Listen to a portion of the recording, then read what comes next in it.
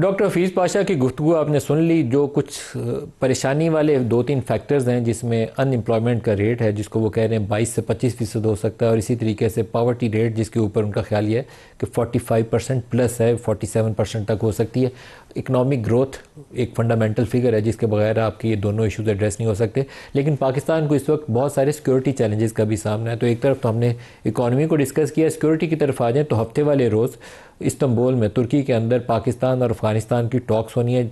Qatar और Turkey दोनों इसमें मीडिएशन का रोल अदा कर रहे हैं। एक चीज़ जो एस्टैब्लिश्ड फैक्ट है, यूएन का एक सैंक्शन मॉनिटरिंग उसकी रिपोर्ट है यूनिट की, और वो कहता है कि अफ़गानिस्तान के अंदर टीटीपी इस वक्त जो है सबसे बड़ा दहशतगर्द ग्रुप है और इसको अफ़गान तालिबान की हमायत हासिल है। पाकिस्तान के सामने चैलेंज ये है कि यही टीटीपी अफ़गान सरजमीन के ऊपर रीग्रुप होती है, असला भी मिलता है, उनको वसाइल भी मिलते हैं, वो अपने टारगेट एरिया सेलेक्ट करते हैं और पाकिस्तानी सरजमीन के ऊपर आकर दहशतगर्दी करते हैं, जिसमें पाकिस्तानी फ़ौज, पुलिस के सिपाही, पाकिस्तानी सिविलियन रोज़ाना शहीद होते हैं। तो पाकिस्तान ने एक लाइन ड्रॉ कर दी है कि ये दहशतगर्दी कबूल नहीं है, ये रेड लाइन है। आप जब तक रोकेंगे नहीं तब तक कोई जंगबंदी नहीं, अगर रोकेंगे तो तावन होगा। प्रोग्राम के इस हिस्से में इस इशू पर बात करने के लिए हमारे साथ शामिल हो रहे हैं मंसूर अहमद ख़ान, साबिक़ सफ़ीर बराए अफ़गानिस्तान पाकिस्तान के साबिक़ सफ़ीर, और खुर्रम दस्तगीर साहब मुस्लिम लीग नून के सीनियर रहनुमा भी हैं और पाकिस्तान के फॉर्मर डिफेंस मिनिस्टर भी है, ट्रेड मिनिस्टर भी रहे, और सेनेटर ओन अब्बास बप्पी साहब रहनुमा हैं पाकिस्तान तहरीक इंसाफ से।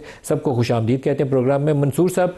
जो इस्तांबुल में टॉक्स होनी है, सबसे बड़ा चैलेंज ये होगा कि ऐसे वेरीफाइबल स्टेप्स कौन से होंगे जिससे ये यकीनी बनाया जा सके कि अफ़गान सरजमीन के ऊपर टीटीपी को महदूद करने की कोशिश हो रही है, उनको कंटेन किया जा रहा है, और अफ़गान सरजमीन से पाकिस्तान के ख़िलाफ़ कार्रवाइयाँ रोकने के लिए एक मौसर हिकमत अमली मैदान के अंदर मौजूद है। कौन सा ऐसा मेकनिज़म हो सकता है और कौन से ऐसे वेरीफाइबल स्टेप्स हो सकते हैं, रोशनी डालिएगा। जी देखिए, एक तो बहुत अरसे से, काफ़ी सालों से, कम से कम 2 दहाइयों से पाकिस्तान और अफ़गानिस्तान के दरमियान जो 2 नुकात हैं जिनके ऊपर रिलेशनशिप उस्तवार नहीं हो पा रही, उसमें एक टेररिज्म है, जिसकी चूँकि टेररिज्म जो क्रॉस बॉर्डर टेररिज्म है, जो टीटीपी है या बीएलए है या इस तरह के जो ग्रुप्स हैं जो अब कई सालों से पाकिस्तान को टारगेट कर रहे हैं, और पिछली ये तालिबान के टेक ओवर से पहले से ये सिलसिला जारी है, और तालिबान के टेक ओवर के बाद उसमें बहुत तेज़ी आई, और फिर चूँकि अफ़गान तालिबान और टीटीपी के भी कुछ ऐसे मरासिम हैं, ऐसे ताल्लुकात हैं, उनकी एक आइडियोलॉजिकल हम आहंगी है कि 2022 से लेकर 2025 के दरमियान जो इस टेररिज्म की शिद्दत में बहुत इजाफा हुआ, और हमारे कुछ बायलैटरल चैनल्स पे काम होता रहा इन सालों में, लेकिन उससे खातिर खा नताइज नहीं बरामद हुए, और इसलिए ताल्लुकात इस नहज पे पहुँच गए, मामलात इस नहज पे पहुँच गए कि हमने पिछले 2 हफ्ते में देखा कि दोनों ममालिक के दरमियान बदकिस्मती से एक मिलिट्री एस्केलेशन भी हुई। अब उसके बाद कतर और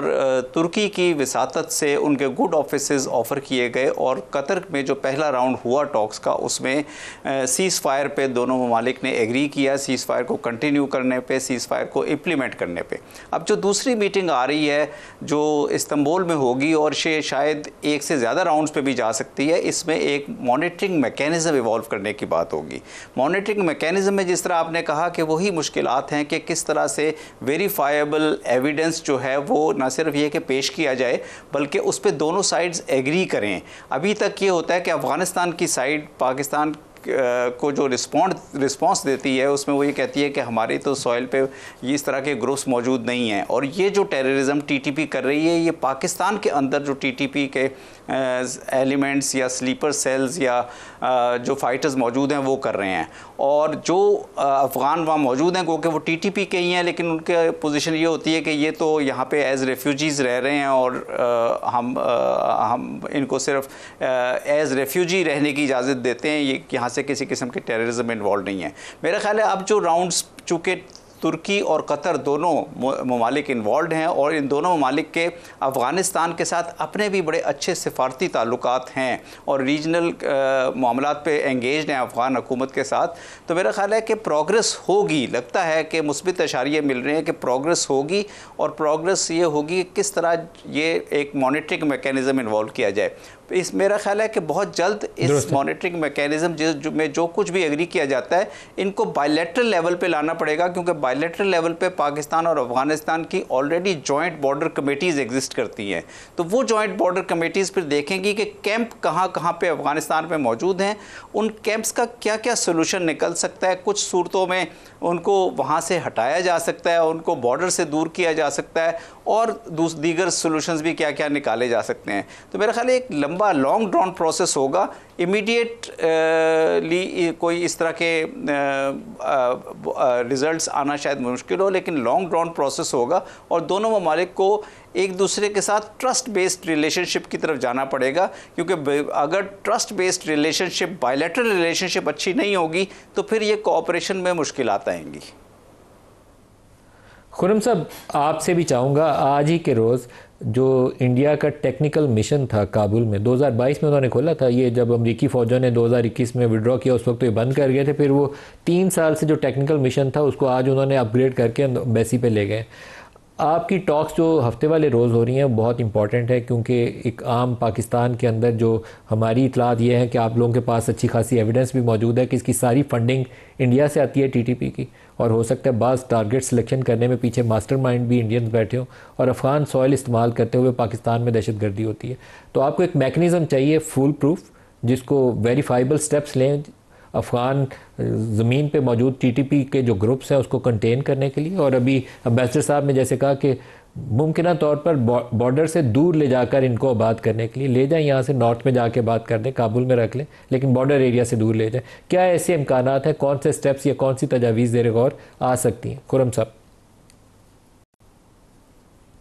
शुक्रिया मलिक साहब। लेकिन देखिए, अफगानिस्तान की जो उस वक्त अबूरी हुकूमत है, उन्होंने जो इकदाम करने, हो सकता है हमसे कुछ कमिटमेंट्स कर लें, लेकिन हम उनको इन्फोर्स नहीं कर सकते।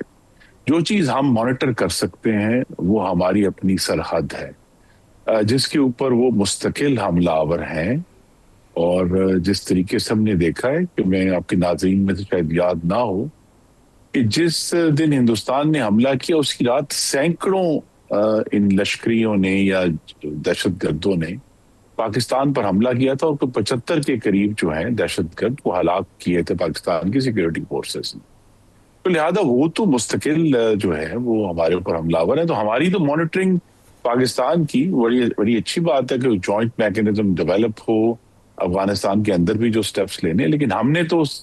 अपना बॉर्डर मॉनिटर करना है, अपनी सरजमीन की सिक्योरिटी उसको इंश्योर करना है, और उस पर हमें अपने भी इकदाम जो हैं वो लेने होंगे। अगरचे 2017 में अब 8 साल हो गए,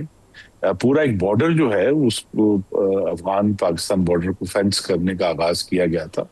लेकिन अगर वो जो फेंसिंग थी उसके वो नताइज हमें हासिल नहीं हुए, लेकिन फिर भी हमें उसको इंटेंसिफाई करना होगा। तो मेन जो हमारी सिक्योरिटी के लिए इशू है वो हमें खुद ही इसको मैनेज करना है। दूसरा ये है कि जो इसकी तरफ आपने इशारा किया कि पाकिस्तान पहले एलेज करता था तो कुछ लोग सवाल उठाते थे ये पता नहीं हिंदुस्तान की क्या बात कर रहे हैं, लेकिन आपने देखा कि पाकिस्तान ने बहुत 3 संजीदा कोशिशें की। पहले बायलैटरल किया, डीपीएम फॉरेन मिनिस्टर तशरीफ ले गए, स्पेशल रिप्रेजेंटेटिव तशरीफ ले गए, फिर ट्राइलैटरल ट्राई किया गया चीन के साथ कि शायद मामलात में बेहतरी आ जाए, और फिर एक मल्टीलैटरल ट्राई किया गया मॉस्को में। आपने देखा तमाम खत्ते की जो ममालिक है मौजूद थे। उसका नतीजा ये था कि बिलाखिर जो चीज पाकिस्तान कह रहा था वो बेनकाब हो गई, अय्या हो गई, और अफगान वजीर खारजा सीधा उठकर हिंदुस्तान चले गए और वहां से उन्होंने जिस किस्म के बयान दिए। तो दर हकीकत मलिक साहब, अगर हम इसको थोड़ा सा सिंप्लीफाई करें, पाकिस्तान टीटीपी से ज्यादा हिंदुस्तान से लड़ रहा है अपने मगरबी बॉर्डर, क्योंकि आज की जो टीटीपी है उसके पास वो जो 10 साल पहले का बहाना था कि हम कोई अमेरिका को अफगान जो अफगानिस्तान की सरजमीन पर है, अमेरिका उसको वहां से निकालना चाहते हैं, और पाकिस्तान के ऊपर उनका हमले का एक्सक्यूज ये था कि पाकिस्तान अमेरिका की मदद कर रहा है, लिहाजा पाकिस्तान पर भी हमलावर है। अब वो जो उनका जवाज था या बहाना था वो खत्म हो गया। इस तरह उनके कुछ लोग थे वो कहते थे ये तो कोई हम दीनी जिहाद कर रहे हैं, अब वो बहाना भी खत्म हो गया। तो लिहाजा अब जबकि वो भी जो टीटीपी है वो भी अय्या हो गई है कि वो बराह रास्त पाकिस्तान के ऊपर हमलावर हैं, पाकिस्तान की सिक्योरिटी फोर्सेस और शहरियों को दर्जनों और सैकड़ों के तादाद में शहीद कर चुके हैं, और उनके पीछे मोटिव क्या है। अगर पाकिस्तान की खराबी और मोटिव मोटिव तो हिंदुस्तान से आ रहा है, उनका जो इंजन है वो हिंदुस्तान से आ रहा है, तो लिहाजा हमें इस चीज को जहन में रखते हुए, भारत अफगानिस्तान हमारा हमसाया है, अफगानिस्तान के साथ हमारी कुछ